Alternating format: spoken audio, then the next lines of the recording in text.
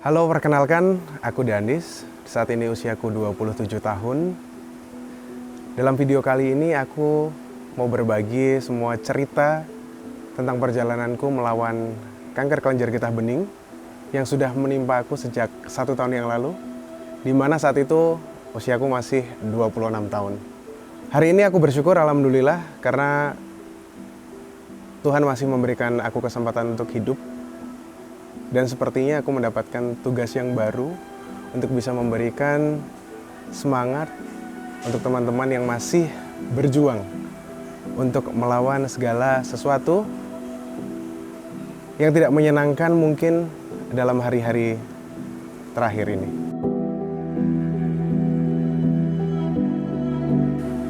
Singkat cerita, di 2019 aku terdiagnosa kanker kelenjar getah bening, dan itu sudah mau ke stadium 3, tepatnya di bulan September 2019. Tapi sebelumnya aku sudah jatuh sakit dan harus melakukan perawatan di rumah sakit intensif dari bulan Juli 2019. Untuk penyebabnya sendiri banyak faktor sebetulnya ya. Kalau di dalam diri aku sendiri, aku sih menyadari bahwa aku sering keluar malam, pola hidupku, gaya hidupku, kemudian karena aku merokok, karena aku juga minum alkohol. Jadi dari pola-pola itulah yang mungkin ada faktor yang menyebabkan aku terkena kanker. Tapi ada satu hal lagi, pikiran itu menjadi satu pemicu yang terbesar karena dalam pekerjaanku memang membutuhkan pressure yang cukup tinggi gitu. Dan membutuhkan speed, butuh mikir yang juga begitu keras. Itu mungkin beberapa faktor penyebab aku terkena kanker.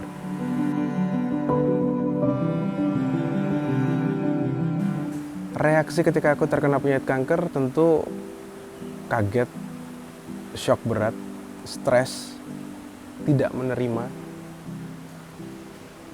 Dan satu hal yang aku tanyakan sama Tuhan, kenapa harus aku gitu. Dan saat itu kondisi benar-benar yang campur aduk gitu. Banyak pekerjaan yang harus tertunda, banyak hal yang harus ditinggalkan terlebih dahulu. Itu yang membuat aku cukup terpukul dan menyalahkan diriku sendiri tentunya.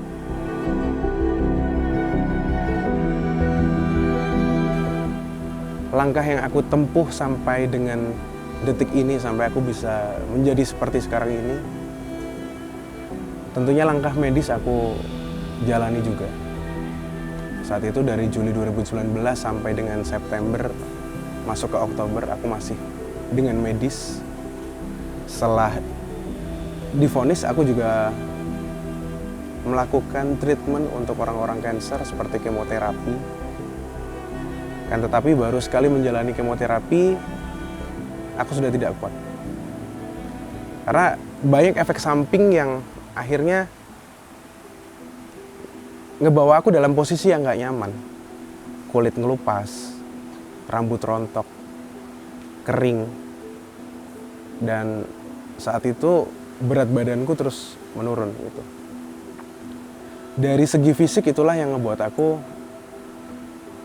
mulai tidak percaya diri, mulai drop lagi, mulai stres lagi, dan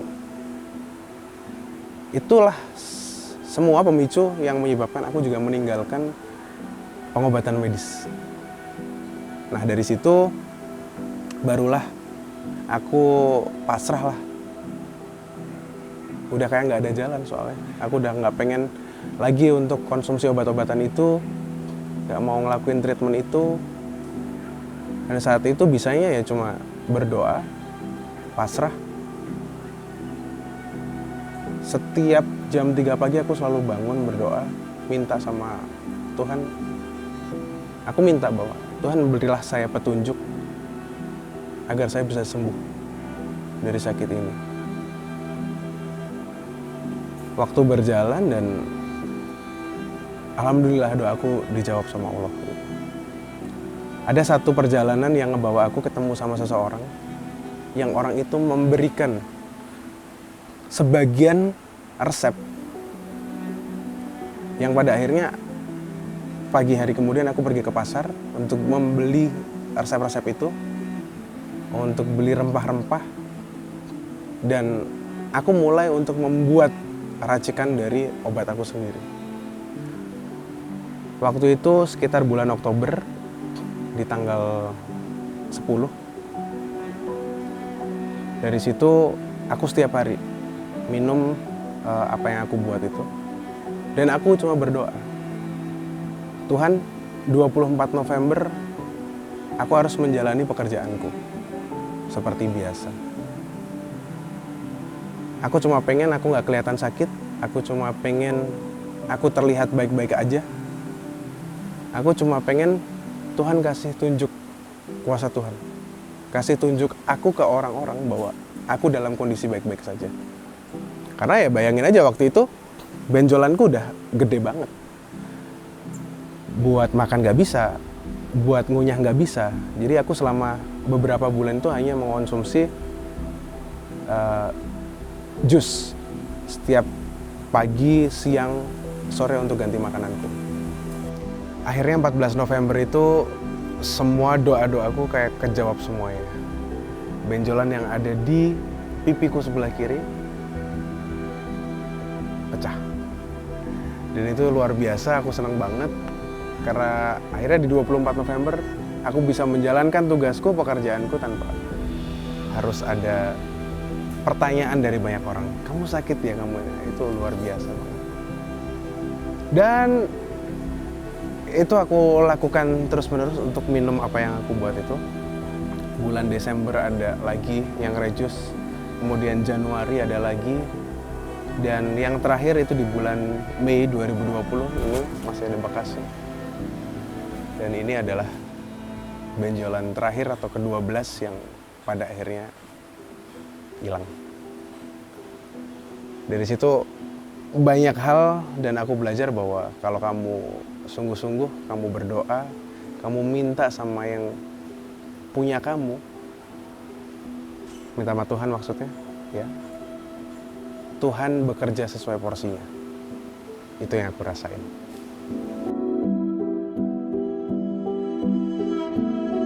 Banyak hal yang membuat aku kuat sampai detik ini ya. Satu yang pasti Tuhan yang menguatkan aku. Yang kedua orang tuaku. Orang tuaku tuh bener-bener jadi penguat. Karena aku ngerasa sebagai anak aku belum bisa nyenengin, belum bisa kasih yang terbaik buat orang tuaku. Dan tangisan orang tuaku adalah satu hal terkuat yang ngebuat aku bertekad untuk aku harus sembuh. Kemudian ada teman-temanku juga yang selalu datang, yang selalu ngasih support, yang selalu meluk dengan tangisan itu udah luar biasa. Di dalam hati rasanya, aduh sedih deh gitu. Tapi aku gak boleh sedih, aku harus semangat, aku harus bikin happy teman-temanku semua, aku harus bikin mereka tersenyum. Cita-citaku juga termasuk yang nguatin aku karena aku banyak hal yang belum aku capai sampai hari ini. Kemudian yang saat ini aku lakukan, yang menguatkan aku adalah aku seperti punya tugas baru sampai detik ini dengan semua proses yang sudah aku alami. Itu yang nguatin aku sampai hari ini. Begitu banyak hikmah yang sudah aku terima selama aku sakit sampai detik ini. Karena dalam kondisi susah, dalam kondisi terpuruk, dalam kondisi yang begitu, pasti nggak semua orang pengen ini gitu. Ada fase di mana kamu ditinggalin sama teman-teman gitu. Tapi kamu juga akan bisa melihat bahwa siapa yang akan stay, siapa yang akan kasih support ke kamu, dan siapa yang akan berdiri untuk memberikan satu dorongan yang begitu luar biasa. Terus kemudian doa dari orang-orang itu pasti, kalau kita nggak punya tanaman yang baik, kalau kita nggak punya bibit, nggak punya benih yang baik juga, kita mungkin nggak akan didoain sama orang. Terus aku bisa belajar bersabar, bisa belajar menerima, bisa belajar bersyukur, bisa belajar untuk bisa mengendalikan emosiku. Itu adalah satu hal yang aku dapatkan ketika aku sakit. Begitu besar yang udah dikasih sama orang-orang di sekeliling.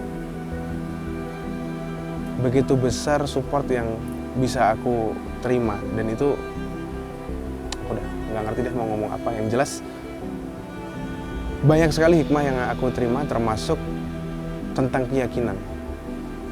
Yakinlah, berdoalah, dan tetap yakin bahwa Tuhan selalu akan ada di sisi orang-orang yang mau meminta apapun padanya. Itu yang bisa aku ambil sampai dengan detik ini. Oke teman-teman, ini dulu cerita dari aku di video kali ini, dan kita akan sambung lagi di video-videoku selanjutnya. Doakan aku untuk tetap bisa sehat, tetap bisa berbagi, tetap bisa memberikan cerita buat teman-teman semuanya. Satu pesan buat teman-teman yang masih berjuang, tetap semangat, jangan pernah patah arang, jangan pernah punya pikiran negatif, tetap berdoa, tetap ikhtiar. Karena tidak ada yang tidak mungkin di dunia ini. Pastikan selalu berdoa, selalu yakin agar tangan Tuhan bisa bekerja sesuai porsinya. Goodbye, sampai jumpa di video selanjutnya.